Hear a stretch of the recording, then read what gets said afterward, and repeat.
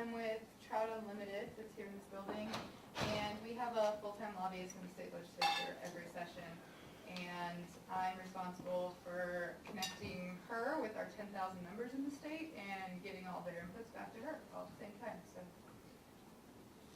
I'm Lauren Swain. I'm with the Sierra Club Oil and Gas team and legislative teams who worked on the session on a variety of issues, including oil and gas. Great. I'm Chris Aaron. I'm the communications director with.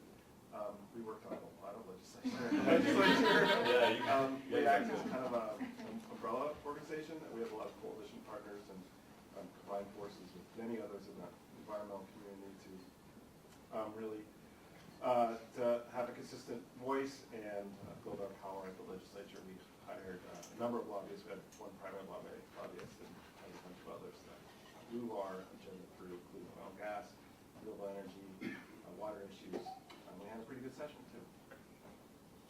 Back up from Conservation Colorado, I'm a field organizer, and yeah, just mirroring what Chris just said. I'm Megan Sterling with the Alliance. I'm our events and communications manager, and this is our first year kind of dabbling in public policy advocacy, working with a number of you in the room. So, and thank you all for coming. I'm Rich Morrow with the Denver Regional Council of Governments, and I'm the legislative and policy person. Great. I'm Frank Locatore with Green America, and we don't do legislative work, but some of our best friends are work down there in the legislature. We use economic strategies to solve social and environmental problems. I'm Nick Blanchett. I'm a summer fellow at Green America. I'm Doug Lau. I work for the Bosky Group. We do consulting to companies in social responsibility and community investment. And some of you may remember my being in this building with Within City Block.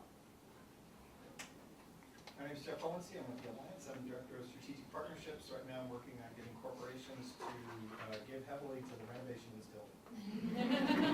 Heavily, maybe. We appreciate it. Yeah. Man in for $1 million. What do you think? Do it. Do it. Yeah, just send a sign-in form. This does happen. I failed to mention the last Thursday of every month.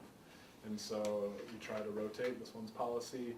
I don't think we've confirmed next month's, but different sustainability issues. So please, always welcome. Last Thursday of every month, same time, same place. So with that, I'd like to welcome Mr. Ed Sealover from the Denver Business Journal.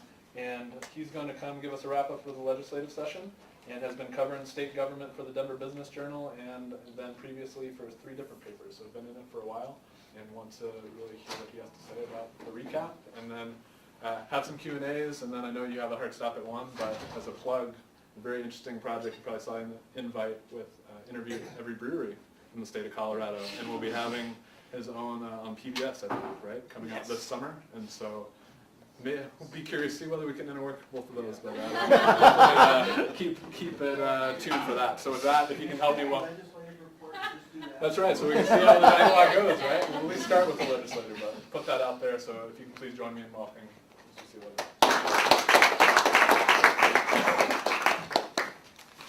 Thank you. Yes, as mentioned, I have just by way of setting the theme for this, I've been covering the legislature for 7 years now with 3 different papers. Started with the Colorado Springs Gazette, moved up to the Rocky Mountain News, and after they closed, I landed at the Denver Business Journal. And if you follow the legislative session, you will probably be familiar with this statement, but I think it goes without saying anyway. This was the fullest, craziest, probably most debated session I've ever covered, and people who've been there for 15 years longer than me said the same thing. This was quite the session. So I'm going to just kind of try to go over things that were the high points, and I'm going to focus a little bit on business issues, and I'm going to focus on, since I see there are a lot of people involved in the environmental community in the crowd, environmental issues, although in this legislative session a lot of those coalesced, or at least butted heads with each other. And then more open it up to see what you all want to talk about. But the way I like to describe this session is every time a party takes back power, as the Democrats did this year. They were out of the power in the State House for 2 years. They took it back, and you usually see a few more bills coming along because they've saved up things they did knowing that they couldn't pass. The joke around the State House this year was it felt like power for 20 years. It was an agenda that was incredibly full of not just ideas, but really meaty ideas. In past years, there have been more bills that have gone through. I did a check in about 2009, 2010, there were more bills, but I can't remember there being this many serious issues and this many issues that really have an impact on the state going through. I'm not going to focus on some of the ones that you have probably read and watched to death. I think everyone knows civil unions passed this year. I think everyone knows that there were several gun bills that passed this year. And I'm happy to chat about those, but I'm guessing that those have probably been conversed to death in the general community. What I think was interesting was some of the things that went on behind the scenes, or not really behind the scenes. They went on in open committees, but nobody was watching them because they were so transfixed with bills such as those. And a lot of those had to do with, I think the best way to put it is, Governor Hickenlooper asserting his will over the legislature for the first time, getting things passed that he really wanted to see passed, and stopping things from getting passed that he didn't want to see passed, or even from getting introduced this year. First of all, those of you who follow the governor know that 75% of his talking points are usually going to surround jobs and the economy. And there were, beneath the scenes, a lot of jobs and economy bills running this year. Now, there is great debate over how big an effect they will have, but they may even affect a number of your industries or companies that you work with.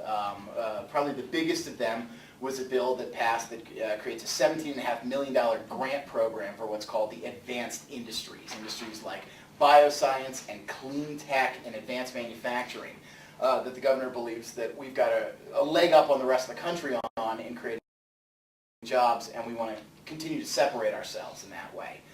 There was a bill passed that's going to give another $600,000 actually to small business development centers to help businesses get off the ground. And for businesses that are a little bit off the ground but want to take that next step, there's a new program called economic gardening in which the state becomes de facto business consultant, will come in and help with market research, with SEO research in the state, and hope that they can grow and become big companies in Colorado rather than our continuing to have to try to lure big companies to Colorado. And there's also a program that passed this year that creates an exporting aid program for small to medium-sized businesses that have products they want to send out of the country. This is also really geared toward industries like clean tech and bioscience and some of those. There's been some movement in that already, but this is the first dedicated state effort toward that. So those were some of the bills that are going to affect the businesses or the growing businesses in this state. In terms of the large businesses in this state, there were a few as well. I think one of the more interesting bills that's slipped under the radar somewhat is a bill that's going to require that anyone that does business with the state, anyone who has a contract of at least $500,000, has to hire workers from the state. There is I don't know how many people know about House Bill 1292, the Keep Jobs in Colorado Act. There's actually an 80-year-old law in the books in Colorado that says if you do public contracting with the state, 80% of your workers have to be state employees. The problem is it's never been enforced because the penalty right now has been the contractor would go to jail, which would then shut down the project, and then we kind of put a lot of work. So this year they changed it so that, and the governor just signed this bill, so that the penalty now is a civil penalty. The state can investigate this, and the idea is use state workers and use state products. They're also asking all businesses to say where their 5 most expensive materials came from. Are they domestic? Are they foreign? And to use that to figure out, well, if a lot of them are foreign, why are we buying so many foreign products? So those are going to affect some of the larger businesses. Now, probably the largest businesses that took center stage this year, and I know from introductions that several of you are familiar with these battles, were over the oil and gas regulations.